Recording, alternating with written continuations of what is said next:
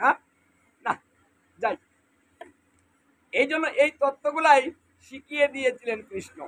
আবার নিমন্ত্রণ করতে হবে নিজে, মানে যাকে তাকে দিয়ে হবে না যে তুমি কর্মচারী পাঠিয়ে দিবে, ওটাও হবে না, তুমি নিজে গিয়ে নিমন্ত্রণ করো।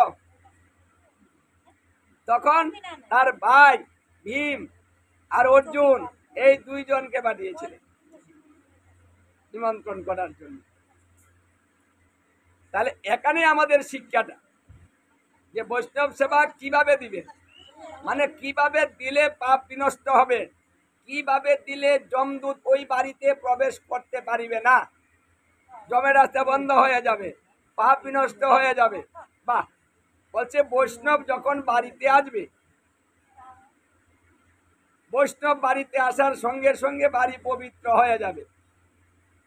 এবং গুরুদেব যদি শুদ্ধ বৈষ্ণব আচার করেন, তিনিও যখন বাড়িতে আসবেন তখন বাড়ির অমঙ্গল দৌড়ে পলায়ন করে। বৎসরে যদি একবার বৈষ্ণব সেবা বা গুরু সেবা দেওয়া হয়, তাহলে সেই গৃহে অমঙ্গল থাকতে পারে না, পাপও থাকতে পারে না, যমদূত প্রবেশ করতে পারে না, বাড়ির কল্যাণ সাধন করা হয় ছোট্ট একটা কাজে। এটা কিন্তু বড় কাজ নয়, ছোট্ট কাজ। আমরা এই ছোট্ট কাজটি করতে চাই না। শ্রদ্ধা ভক্তি সহকারে কাজটা করবেন শিখিয়ে দিয়েছেন, কাজটা শুরু করে দিয়েছেন। দ্রৌপদী নিজের হাতে রান্না করেছে, ওটা কাউকে দিয়ে করানো যাবে না, তাই নিজে করেছিল রান্নাটা। শত উপাচার, যে বৈষ্ণব সেবা করলে স্বর্গের ঘন্টা বাজবে, তাকে সুন্দরভাবে পরিপাটি করে সেবা দিতে হবে। তাই খুব সুন্দর করে রান্না করে আয়োজন করে রাজকীয় ভাবে সেবা দিয়েছে। আর বৈষ্ণব কেমন, বৈষ্ণবকে নিমন্ত্রণ করতে গিয়েছে,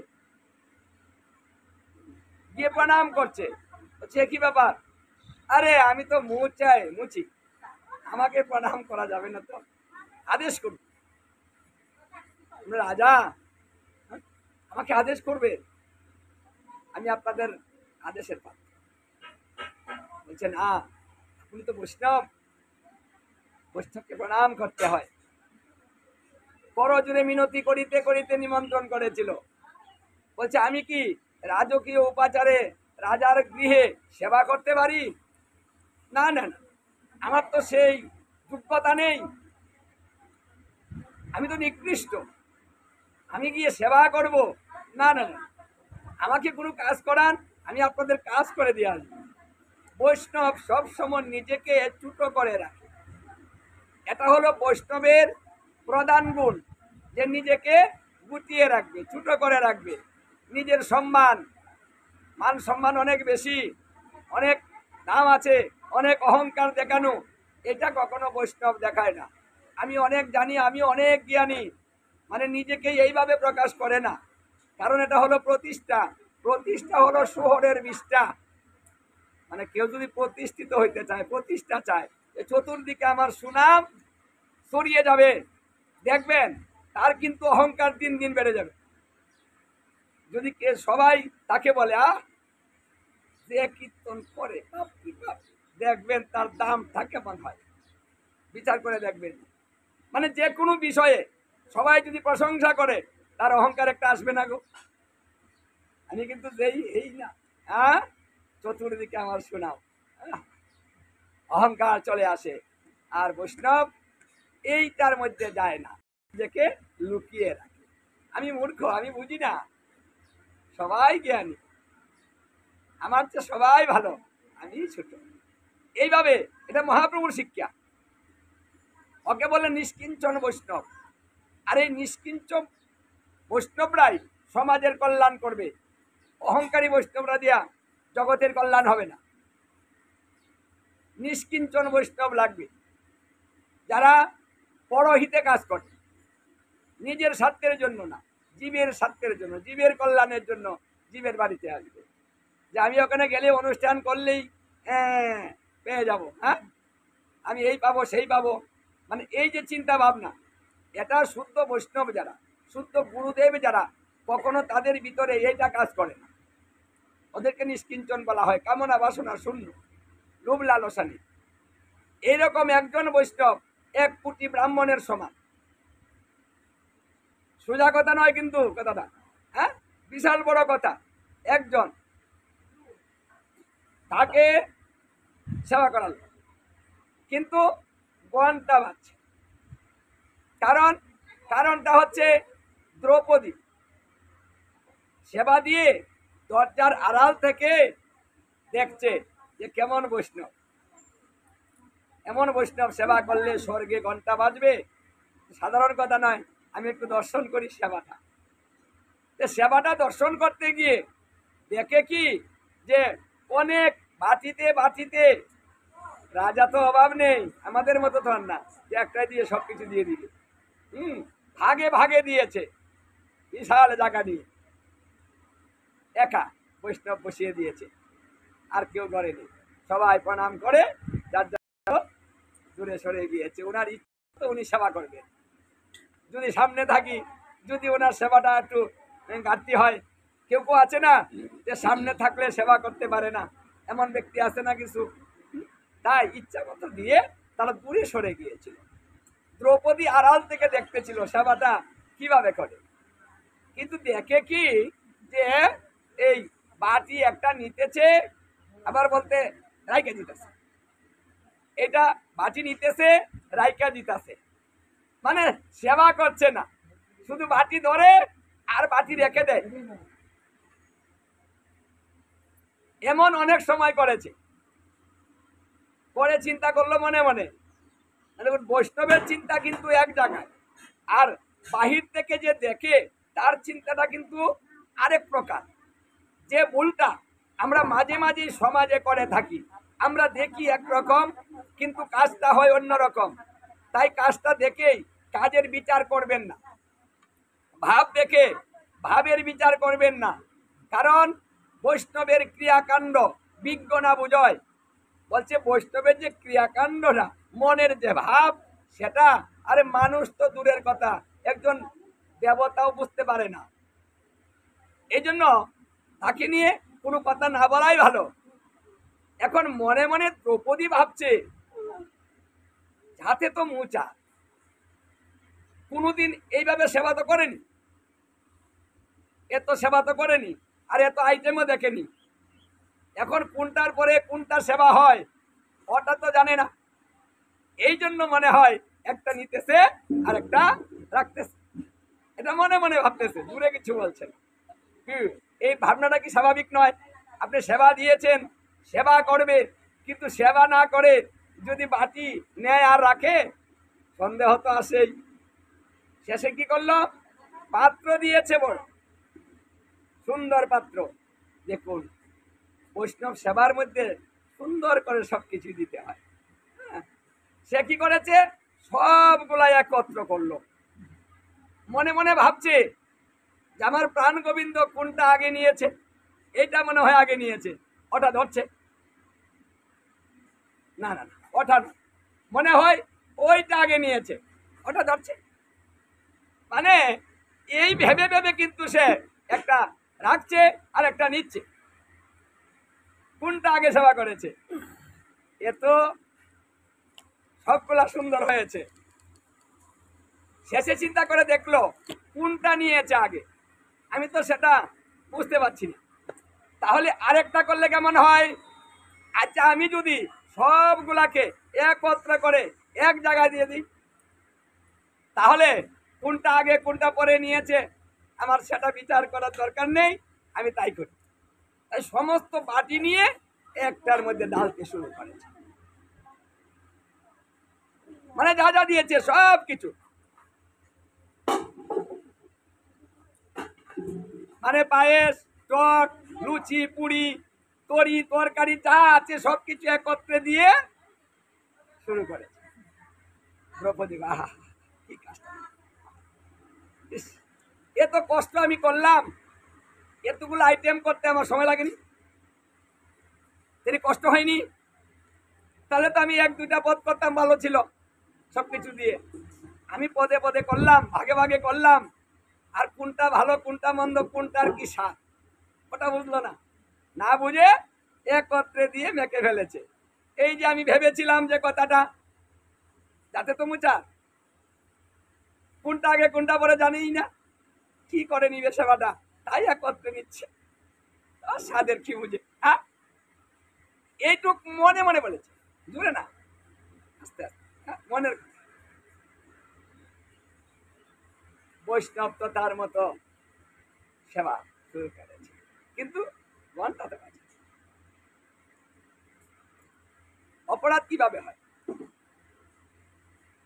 ছোট্ট অপরাধ, কিন্তু আমরাও কিন্তু মাঝে মাঝে এই অপরাধগুলা করে থাকি, মনে মনে অনেক কিছু ভাবে থাকি, তাই না? গুরুদেবকে নিয়ে ভাবি, তারপরে সাধুগুরু বৈষ্ণবদেরকে নিয়ে ভাবি, সবাইকে নিয়ে মনের মধ্যে একটা ভাবনা কিন্তু আছে, আছে না? আছে। সেই ভাবনাগুলা কিন্তু অপরাধ হয়ে যায়। এখানেও চিন্তা করতে হবে যে আমি কিছু বলিনি, আরে আপনি না বললেন, মনে তো বলেছে। আরে দূরের কথাই তো কথা নয়, মনের কথা কি কথা নয়? কি বলেন? আরে দূরে বললে তো সবাই শুনে, কিন্তু মনের কথা যে উনি শুনে, জুরের কথায় উনি দাম দেন না, মনের কথায় দাম দেয়। মন মনা ভব বলছে, তোমার মনে যা বলছে সেটা আমি শুনবো, জুড়ে কি বলেছ সেটা আমি শুনি না। এই জন্য তাকে বলা হয় অন্তর্যামী, মানে অন্তরের কথা যে জানে তাহাকেই অন্তর্যামী বলা হয়। ওই যে দ্রৌপদী অন্তরে বলেছে, ওটা তো উনি শুনে ফেলেছে, তাই বৈষ্ণবের কাছে অপরাধ হয়ে গেল। তার জন্য সেবা হচ্ছে, ঘন্টা বাজছে না। চাবুক নিয়ে ঘন্টাকে চাবুক নাড়তে শুরু করেছিল যে বৈষ্ণব সেবা করছে, আর তুই ঘন্টা এখনো বাজিস না কেন রে? যুধিষ্ঠির মহারাজ, ঘন্টার অধিষ্ঠাত্রী দেবতা সামনে এসে দাঁড়িয়েছে, দাঁড়িয়ে বলছে, এই মহারাজ আপনি আমাকে মারছুন কেন? যে মারবো না তোকে, কৃষ্ণ বলেছে বৈষ্ণব সেবা করবে আর গ্রাসে গ্রাসে ঘন্টা বাজবে, বাজিস নাকে? হ্যাঁ বলছে, দেখুন মহারাজ কথা ঠিক আছে, কিন্তু যদি অপরাধ হয় সেখানে তো আমি বাজি না। অপরাধ, অপরাধ কিভাবে হলো সেটা আমি বলবো, কিন্তু অপরাধ বাহ, কৃষ্ণকে কে বললো কিভাবে হলো? আমরা তো কেউ কিছু বলিনি, কেউ কিচ্ছু বলিনি, কি করে হলো? শ্রীকৃষ্ণ বলছে সবাইকে ডাকো, মানে পরিবারের সবাইকে ডাকো, ডেকে নিয়ে জিজ্ঞাসা করো না কেউ মনে মনে কিছু বলেছে কিনা। মানে দ্রৌপদী বলেছে, তিনি সে কথাটা বলেন, তিনি বলেছেন মনে মনে কিছু কেউ কিছু বলেছে কিনা, সবাইকে ডাকো। ওরা তো পরিবারে 5 জন, আর দ্রৌপদীকে নিয়ে 6 জন, 6 জন একত্রে হলো। বলছে যুধিষ্ঠির মহারাজ, এই কেউ কি মনে মনে কিছু বলেছ? কেউ স্বীকার করছে না, দ্রৌপদী স্বীকার করেন। দেখুন ওই মায়েরা, আপনারা জীবনে স্বীকার করতেন? হ্যাঁ, সত্য কথা স্বীকার করাটাও পুণ্য। গৌর হরিবল, যদি সত্য স্বীকার করেন পাপ মুক্ত হয়ে যাবেন।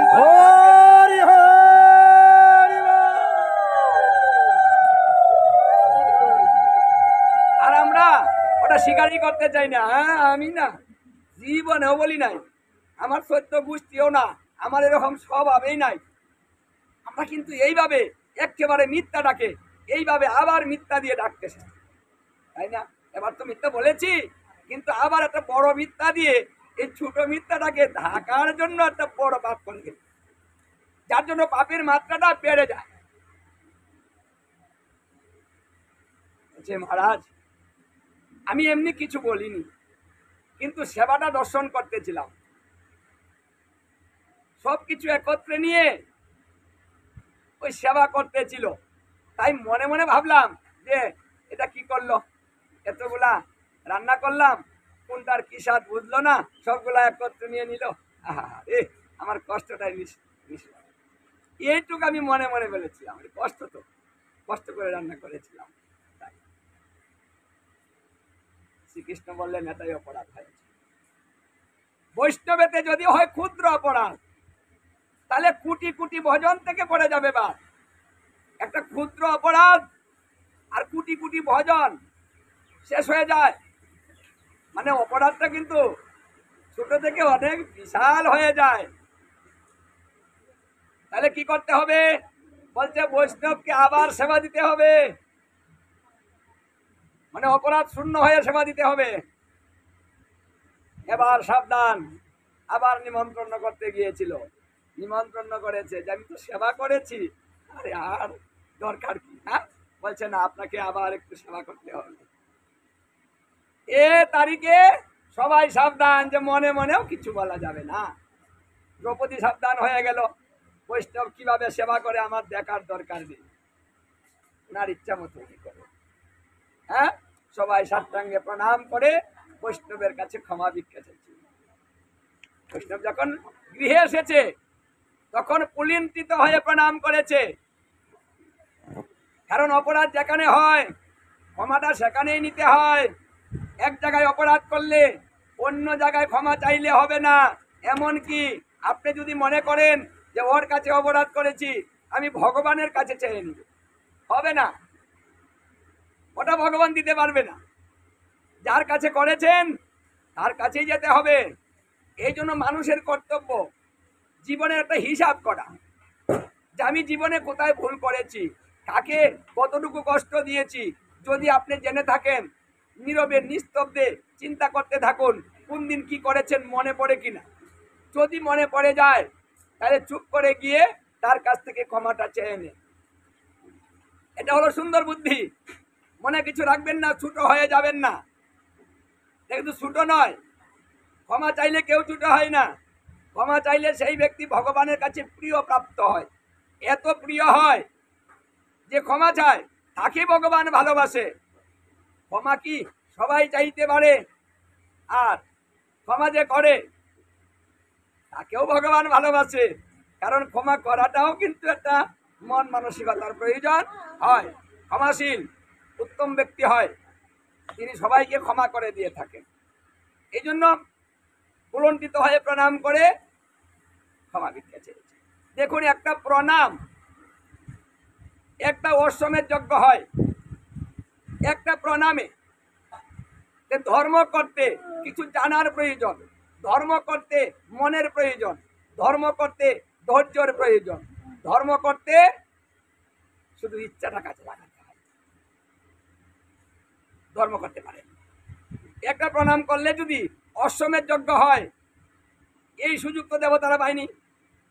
যেটা প্রণাম করে তারা একটা যজ্ঞ করে ফেলবে, কোনো মুনি ঋষি পায়নি, কোনো যুগের মানুষে পায়নি।